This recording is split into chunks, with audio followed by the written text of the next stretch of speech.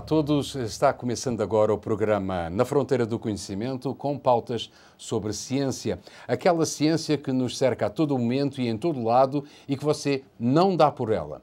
Um programa que vai ao ar aqui no canal 10 da NET São Carlos com um toque sutil, às vezes não luso-brasileiro e sempre com um convidado especial que conversará sobre assuntos de interesse nas áreas de ciência, tecnologia, inovação, ensino e educação.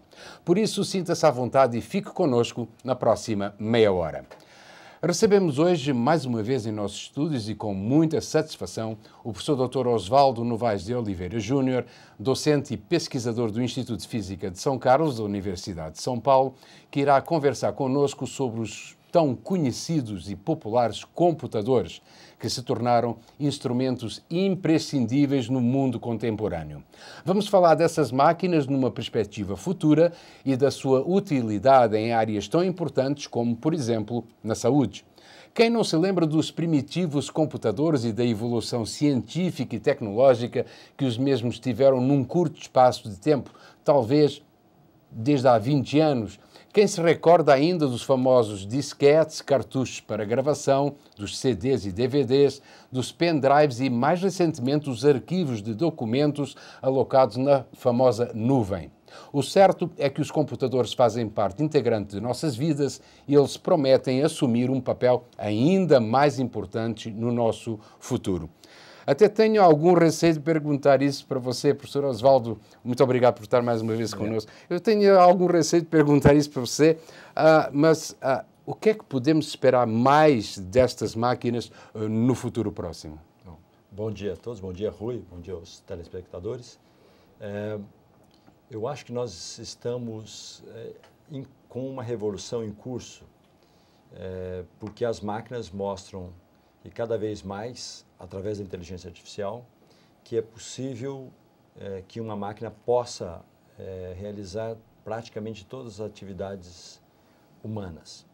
Nós já estamos acostumados com as máquinas substituindo os humanos em tarefas mecânicas, por exemplo, com os robôs nas indústrias e com a automatização de uma série de processos. Mas agora o que é relevante é que a máquina começa a substituir o homem em algumas tarefas intelectuais. Algumas a gente nem percebe. Por exemplo, a folha de pagamento de qualquer grande empresa é hoje feita por um sistema computacional. É inimaginável que nós tenhamos humanos fazendo longas listas de trabalhadores e cálculos de salários. Então, essa é uma tarefa intelectual, embora não tão sofisticada, que já é realizada por máquinas. E eu acho que dois grandes desafios que começam a ser vencidos pela computação vão mudar completamente a nossa maneira de fazer tecnologia. Os dois desafios importantes que estão sendo vencidos são com relação à visão artificial, que essa é uma limitação ainda bastante grande da máquina, e a comunicação com os computadores. Se nós nos lembrarmos dos filmes de ficção científica de 30 a 40 anos, naquela época esperava-se que por volta de 2000, 2010, nós já tivéssemos máquinas ou robôs que pudessem interagir conosco como se fossem humanoides, ou seja, com capacidade de enxergar, de ver as cenas e tomar decisões e de interagir, inclusive, com o ser humano, né? E interagir através de língua natural, de linguagem natural. Isso nós hoje vemos que não aconteceu ainda, porque há muitas limitações. A capacidade de processamento que é necessária para a visão artificial, por exemplo, está muito além daquela capacidade que nossas máquinas têm hoje. Portanto, quando você fala de visão artificial, é tudo aquilo que a máquina pode sentir e que pode enxergar para se poder comunicar, para poder haver essa interação, não é? Sim, a primeira necessidade é reconhecimento de imagens, né? Capacidade de reconhecer o que está sendo visto. A visão dos animais é extremamente sofisticada e muito difícil de reproduzir. Então, as previsões iniciais de que a máquina conseguiria ver como os humanos em algumas décadas, as previsões iniciais não foram confirmadas e nós ainda estamos longe de ter máquinas com capacidade de visão tão acurada quanto um animal. Há muitos projetos nessa área. Em geral, eles são baseados em aprendizado de máquina, ou seja, nós ensinamos a máquina como ela pode distinguir cenas, como ela pode reconhecer objetos.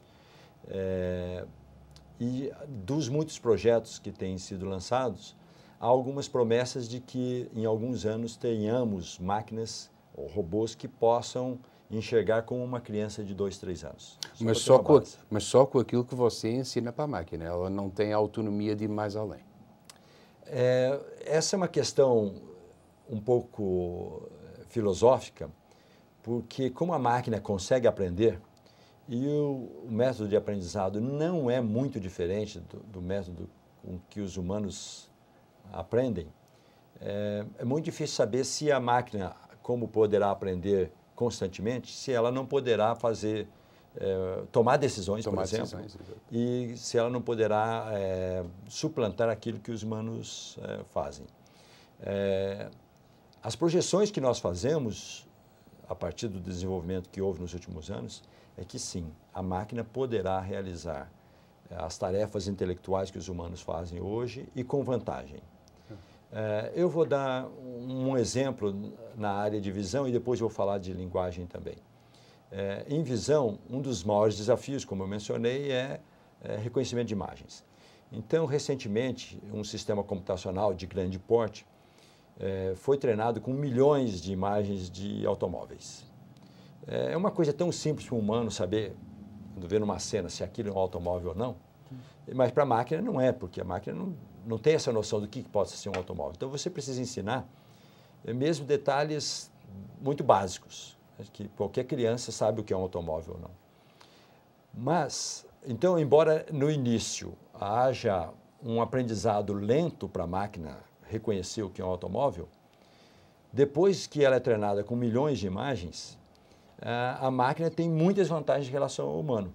Por exemplo, um humano, a não ser um grande especialista e dotado de grande memória, não vai conseguir distinguir carros que podem ser de anos de fabricação 75, 76, ou 83, Sim. 84, Sim. ou de modelos diferentes da mesma marca, com a mesma cor. Ao passo que a máquina não tem essa dificuldade de memória. Então, uma vez aprendido, a máquina pode ter uma capacidade de reconhecimento muitíssimo maior do que o humano. Você mostrar professor Oswaldo, mas isso cria aqui um problema, começa a criar problemas, não é? Que é o problema ético, não é? O problema dela suplantar o ser humano, não é? Muitos problemas éticos terão que ser enfrentados e alguns dos quais já começam a ser discutidos. Por exemplo, você como nosso telespectador deve ter acompanhado na imprensa que já há empresas fabricando veículos que são autodirigidos, né? Que não tem nenhum motorista humano. E a expectativa dos especialistas é que esses veículos serão muito melhores, quer dizer, a direção deles será muito melhor do que um humano dirigindo, com muito menos erros, muito menos falhas. Entretanto, como sempre poderá haver acidentes, por exemplo, causado por um humano que esteja dirigindo, mas digamos que num acidente desse, a máquina seja considerada culpada. Então, surge um problema legal. Isso. Quem será responsável pelo acidente? O fabricante do automóvel, o fabricante do sistema de inteligência artificial do automóvel, ou aquele que fez a implementação, né? A empresa responsável pela implementação do sistema inteligente no automóvel. Então, haverá, digamos, uma lacuna jurídica de quem pode ser responsabilizado por um acidente de um... Da mesma forma como pode haver uma responsabilidade jurídica noutro parâmetro qualquer em que a máquina tenha a sua própria autonomia, não é? Também é verdade. O exemplo de um automóvel autodirigido, eu dei porque é algo que já está na mídia. Isso. E já há, inclusive, previsão de quando é que um desses automóveis poderá estar na estrada. Os testes já foram feitos em ambientes controlados, com excelentes resultados, então há uma expectativa de que em alguns anos, em alguns poucos anos, esses automóveis já possam estar nas ruas. Isso vai ser uma mudança enorme, radical de paradigma, ter um automóvel que não tem motorista. Isso, inclusive, poderá trazer outros problemas para os humanos, porque imagine que no início a maioria dos motoristas ficará surpresa e pode ter a sua atenção distraída porque ao verificar que há um carro sem motorista. E isso causar acidentes. Exatamente. Então, veja que já há esses problemas práticos também a serem vencidos. Mas a máquina continua, na sua perspectiva, o futuro, as máquinas do futuro, elas estão despontando. Continuam a evoluir. Um outro exemplo que eu gostaria de enfatizar e que é tratado nesse livro, As Linguagens do Conhecimento, que eu lancei o ano passado, tem uma série de ensaios sobre educação, inovação, ciência e tecnologia, e um dos assuntos tratados, um dos capítulos, intitulado Nós e as Máquinas, fala sobre a comunicação dos computadores com os humanos. Um exemplo recente bastante interessante foi uma competição vencida por um computador, um supercomputador neste caso, sobre perguntas e respostas. É um programa da TV americana chamado Jeopardy, em que os campeões humanos foram derrotados por um supercomputador. Então, são perguntas de conhecimentos gerais. Pode ter pergunta de qualquer área, sobre qualquer assunto. Entendi. E este computador, que tinha uma capacidade imensa de processamento. Só para dar um exemplo, este computador é capaz de ler, entre aspas, ou processar 1 milhão de livros num segundo, que eu imagino é um pouquinho mais rápido do que qualquer um dos humanos, qualquer um humano pode ler. E tem na sua memória toda a informação que está na internet. Isso é algo também que nós não podemos sonhar que humanos possam ter essa capacidade de memória. Então, essa capacidade de processamento fez com que um sistema artificial pudesse responder a perguntas das mais variadas e ganhasse dos campeões humanos. Essa é só uma demonstração de que a máquina poderá realizar quase qualquer atividade intelectual e com vantagem. Uma área de inteligência artificial que tem ganhado bastante ênfase e destaque nos últimos anos pode ser traduzida em uma tradução livre como aprendizagem profunda, então, em que usam-se grandes bases de dados, então, daquilo que se chama hoje de Big Data, né? Informações disponíveis eletronicamente em grande quantidade, esses dados são processados com grande rapidez pelos computadores e a máquina vai aprendendo a partir de exemplos. Então, você ensina a máquina o que é que você quer, né? Daí pode surgir uma outra questão ética, que é a seguinte: hoje, os sistemas são desenvolvidos pelos homens e as máquinas aprendem a partir das instruções e dos programas que os humanos criam. Mas já é possível fazer com que a máquina, ela própria, gere código de computador. Ela própria pode gerar instruções para outras máquinas. De maneira que, num futuro não muito distante, nós teremos um computador com um número tão grande de aplicativos e softwares que vai ser impossível determinar qual é a origem da decisão. Se a decisão tomada por uma máquina vier de um programa que foi produzido por uma outra máquina, sim, então a decisão já não é mais tomada por um humano. Portanto, você está me assustando. Portanto, num horizonte de algumas décadas, com certeza, nós teremos máquinas que possam tomar decisão. E, portanto... Mas com controle humano? Não necessariamente. Não necessariamente? Não necessariamente. Entendi. Será necessário criar um arcabouço de ética, de comportamento do que se espera das decisões das máquinas. Veja que isso na ficção científica já foi feito há décadas, né?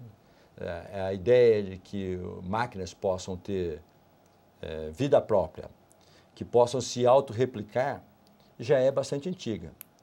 Nós agora temos perspectivas ou informações, conhecimento suficiente para prever que isso vai acontecer.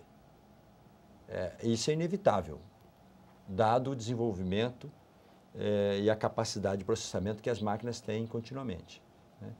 E também essa minha afirmação é baseada, talvez, nos meus erros de muitos anos de previsões sobre a área de processamento de línguas naturais, ou seja, como a máquina poderia se comunicar com o computador, porque eu, por muitos anos, não percebi que, para a máquina aprender, não é necessário que o humano entenda e represente conhecimento. Por muitos anos, eu achava que o humano tinha que entender primeiro, representar o conhecimento para que a máquina pudesse aprender.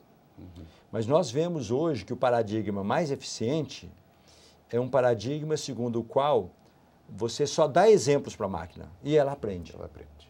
E ela pode aprender sozinha. Por exemplo, não tem nenhum motivo para um computador não estar ligado o dia inteiro e aprendendo, captando informação da internet. Hoje isso ainda não é feito, ou é feito de maneira muito rudimentar, né? Porque os nossos computadores aprendem de maneira muito limitada. Então, imagine, os computadores que nós temos hoje no dia a dia. Para começar, eles são quase sempre muito parecidos. O seu computador é muito parecido com o meu. Há diferenças muito, que eu diria, sutis, porque a marca pode ser diferente, o sistema operacional pode ser diferente, e aí você terá no seu computador alguns programas que são diferentes dos que estão no meu computador. Certo. Isso se deve ao fato de um computador hoje ter centenas, milhares de programas e aplicativos. Mas imagine um computador daqui a 20 ou 30 anos, com uma capacidade muitíssimo maior do que tem hoje. Este computador terá milhões, talvez bilhões de programas e aplicativos. Então, quando eu for comprar um computador daqui a 20, 30 anos, eu não vou comprar um computador como todos os outros, eu vou comprar um computador que serve para mim. Então, a decisão do que é que estará naquela máquina terá que ser feita por mim, mas como a minha capacidade é limitada de conhecimento, eu terei um agente de software, ou seja, uma máquina que vai escolher indicar quais são aquilo que eu preciso. Então, a minha máquina já será herdeira de uma máquina anterior que já me conhece. Entendi. E que já tem os programas que eu preciso. Então, por exemplo, se a máquina sabe que as línguas que eu domino são português e inglês, eu terei material nessas duas línguas. Eu não terei material em japonês ou chinês porque eu não consigo decifrar. Certo, que outra máquina já identificou as suas necessidades. Como eu sou professor de física, essa máquina já saberá que eu preciso dar aulas de física, que eu dou aula de física, e, portanto, a máquina terá muitos programas e muitas informações sobre a sua área de conhecimento. Sobre a minha área de conhecimento. E os meus interesses e assim por diante. Claro. Os aplicativos, você vê hoje, que eles já começam a personalizar. Então, nos telefones inteligentes, né, nos smartphones, você já começa a perceber que eles vão se particularizando, né, se personalizando a partir dos gostos que o usuário tem. Isso vai ser multiplicado em ordens de grandeza por 1000 ou por 1 milhão e, portanto, cada máquina será diferente da outra e ela estará aprendendo constantemente. Para que esse aprendizado seja realizado, há uma mudança crucial na internet que ainda está por vir. Eu não sei se você, o telespectador, já pensou numa limitação imensa da internet. Apesar das grandes maravilhas que nós temos com a internet, e a internet ter sido uma das invenções mais relevantes para a nossa sociedade, ela tem um pecado original. E o pecado original é que a internet foi desenvolvida para os humanos usarem, e não para as máquinas. Certo. Nós sabemos hoje que há a possibilidade de criar robôs que interagem com a internet, aprendem um pouco. Entretanto, não é um aprendizado fácil, porque a internet não foi concebida para as máquinas. Hoje se fala numa expressão que tem sido muito usada, chamada internet das coisas. Eu não gosto dessa expressão, eu prefiro usar a expressão internet para as máquinas. Uhum. Isso exigirá uma codificação bastante diferente da informação que é colocada na internet. Mas muita gente já está trabalhando nisso, não só em modificar a codificação do conteúdo da internet para que uma máquina possa ler, como também as próprias máquinas já estão sendo treinadas para ler a internet. Então, quando eu digo que no futuro uma máquina ou um computador vai aprender continuamente, 24 horas por dia, os 7 dias da semana, é porque a máquina poderá estar o tempo todo captando informação e aprendendo da internet, sendo treinada para tarefas específicas. Muito bem, professor Osvaldo. A pauta do primeiro bloco do programa de hoje está completa. Voltaremos após um breve intervalo com o segundo e último bloco do programa de hoje, onde iremos abordar com o professor Osvaldo Novaes de Oliveira Júnior a contribuição que os computadores poderão vir a dar num futuro próximo em todos os setores de nossas vidas, com um especial destaque para a área da saúde. Não perca, já a seguir.